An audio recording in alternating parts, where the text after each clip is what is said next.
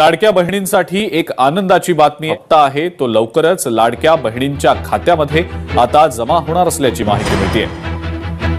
लाडक्या बहिणींसाठी ही खरं तर खुश खबरच म्हणावी लागेल। तो हप्ता आहे तो आता लाडक्या बहिणींच्या खात्यामध्ये लवकरच सरकारकडून जमा केला जाणार आहे। लाडक्या बहिणींना रक्षाबंधनला डबल गिफ्ट मिळण्याची शक्यता आहे। जुलै आणि ऑगस्टचे हप्ते एकत्रित लाडक्या बहिणींच्या खात्यात जमा होण्याची शक्यता आहे। 9 ऑगस्टला किंवा ऑगस्ट महिन्याच्या सुरुवातीला जुलै आणि ऑगस्ट या दोन्ही महिन्यांचे 3000 रुपये लाभार्थींच्या खात्यात जमा होऊ शकतात। मात्र याबाबत अद्याप सरकारकडून अधिकृत घोषणा झालेली नाही। लाडकी बहीण योजना यशस्वीरित्या पुढेही राबवणार असं म्हटलंय मंत्री आदिती तटकरे। ई-केवायसीची मुदत वाढवण्याचा निर्णय मुख्यमंत्री आणि दोन्ही उपमुख्यमंत्री घेतील असं त्यांनी म्हटलंय।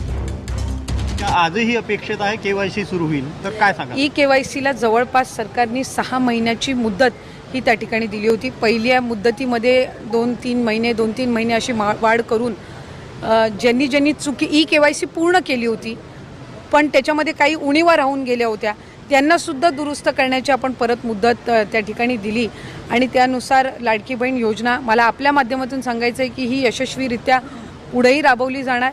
ई-केवायसीच्या संदर्भातला जो निर्णय आहे अधिक वाढवायचं का काय त्या संदर्भामध्ये सुद्धा राज्याचे मुख्यमंत्री आदरणीय फडणवीस साहेब, दोन्ही उपमुख्यमंत्री शिंदे साहेब असतील, सुनेत्रा काकी असतील, या संदर्भामध्ये जी काही निवेदनं प्राप्त झालेली आहेत ही आम्ही त्यांच्यापर्यंत पोहोचवू आणि महायुतीच्या सरकारने आणलेली ही योजना आम्ही पुढे सुद्धा विभाग म्हणून यशस्वीरित्या राबवत राहू। लाडकी बहीण योजनेसाठी राज्यभरातील पडताळणी आणि सक्तीची ई-केवायसी प्रक्रिया पूर्ण झालेली आहे आणि या प्रक्रियेनंतर शासनानं 1,66,00,000 लाभार्थ्यांची यादी अंतिम केलेली आहे। सुमारे 66 लाख जणांना या योजनेतून वगळण्यात आलेलं आहे। सर्व पात्र महिलांच्या खात्यात जून महिन्याचा आर्थिक मदतीचा हप्ता जमा करण्यात आलाय। सर्व अपात्र लोकांसह डेटाबेसमध्ये आढळलेल्या पुरुष लाभार्थ्यांना सुद्धा यादीतून काढून टाकण्यात आल्याची माहिती आहे।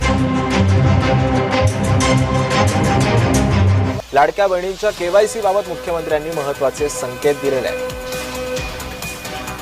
योजना सुरू झाल्यानंतर आपण त्याचं केवायसी सुरू केलं आणि वेगवेगळे जे डेटाबेस होते त्याच्याशी कंपॅरिझन सुरू केलं, ज्याच्यामध्ये इन्कम टॅक्स विभागाकडनं सरकारचे जे काही कर्मचारी आहेत त्यांचं जिथनं पेमेंट होतं त्या पोर्टलमधनं आपण माहिती घेतली। जो काही आपला परिवहन विभाग आहे याच्यामध्ये मोटरची ओनरशिप कोणाकडे आहे, 4 व्हीलरची, याच्या डेटाबेसची माहिती घेतली।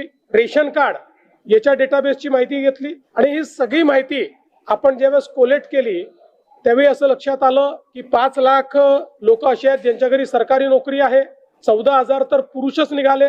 जवळपास 10 लाख असे निघाले की ज्यांचं उत्पन्न 2.5 लाखापेक्षा जास्तीचं आहे। अशा वेगवेगळ्या डेटाबेसमध्ये जे लोक अपात्र झाले त्यांना आपण अपात्र केलेलं आहे। त्यासोबत आपण हे सांगितलं होतं केवायसी करून घ्या, म्हणजे जे काही माहिती तुम्ही सादर केलेली आहे ती आतापर्यंत सत्य मानण्यात आली, आता त्याची कागदपत्र द्या। पण मोठ्या प्रमाणात केवायसी झाली नाही। आता एक गोष्ट आपण लक्षात घ्या की ज्यांना अर्ज करता येतो, सेल्फ सर्टिफिकेशन करता येतं, त्यांना केवायसी करता येत नाही असं मानणं काही योग्य नाही। पण जवळपास 9 महिने सातत्याने पाठपुरावा केल्यानंतरही ज्यांनी केवायसी केली नाही ते अर्थातच कुठल्या तरी एखादा निकष पार पाडत नाही म्हणून त्यांनी केवायसी केली नाही।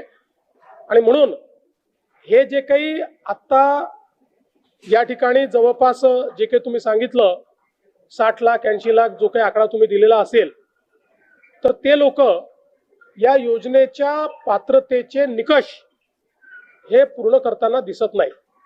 जवळपास 1,70,00,000 महिला, थोडं आकडा कमी अधिक असेल 3-4 हजार पण 1,70,00,000 महिला ज्या आहेत या निकष पूर्ण पार करतात, त्यांची केवायसी झालेली आहे, त्यामुळे त्यांना लाडक्या बहिणीचे पैसे मिळतच राहतील। ज्यांनी केवायसी केली नाही त्यांना आता आम्ही पैसे देणार नाही, पण त्यांना दिलेले पैसे आम्ही वसूलही करणार नाही। मात्र 14,000 ज्या पुरुषांनी पैसे घेतलेले आहेत त्यांच्याकडनं मात्र पैसे हे वसूल केले जातील। त्यामुळे नीट सायंटिफिक प्रोसेसने या सगळ्या गोष्टी केल्या आहेत आणि आजही यांच्यापैकी कोणी जर केवायसी करणार असेल तर आम्ही विंडो ओपन करायला तयार आहोत आणि त्यांना लाभ द्यायला तयार आहोत.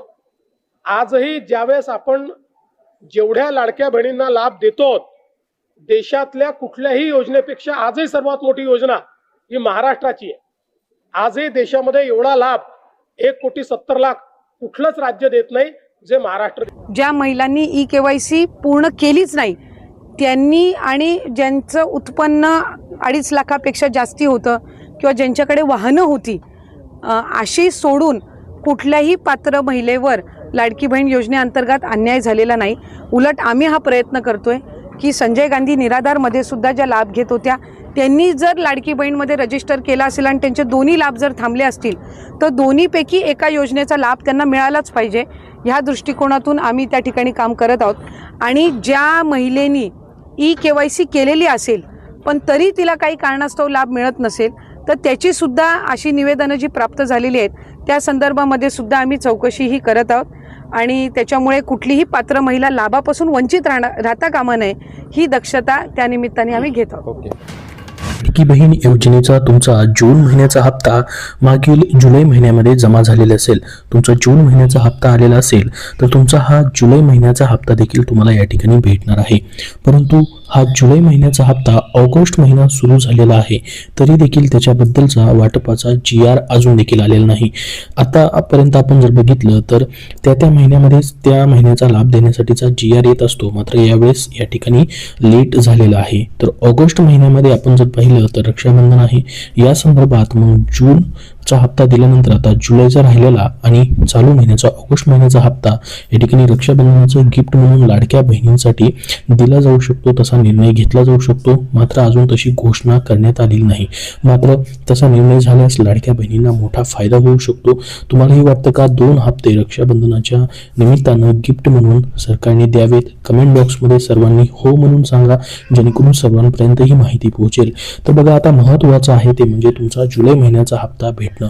त्यासोबत अजून एक महत्त्वाची माहिती आलेली आहे ती म्हणजे लाभार्थ्यांची आता प्रतीक्षा संपलेली आहे. अंतिम यादी जाहीर. आता लाडकी बहीण योजनेची 1500 रुपयाचा हप्ता या ठिकाणी जुलै महिन्याचा कधी येणार त्याचीही माहिती आपण बघणार आहोत. मुख्यमंत्री माझी लाडकी बहीण योजनेत EKYC आणि पडताळणी प्रक्रिया पूर्ण झाली असून 1.66 कोटी पात्र महिलांची अंतिम यादी जाहीर करण्यात आलेली आहे, अशी न्यूजमध्ये या ठिकाणी ही माहिती सध्या प्रसिद्ध झालेली आहे. मुख्यमंत्री माझी लाडकी बहीण योजनेतल्या लाभार्थी महिलांसाठी मोठी अपडेट समोर आलेली आहे. राज्य सरकारने EKYC आणि लाभार्थी पडताळणी प्रक्रिया पूर्ण करून पात्र महिलांची अंतिम यादी तयार केली आहे. या यादीमध्ये 1,66,00,000 महिलांचा समावेश करण्यात आला आहे.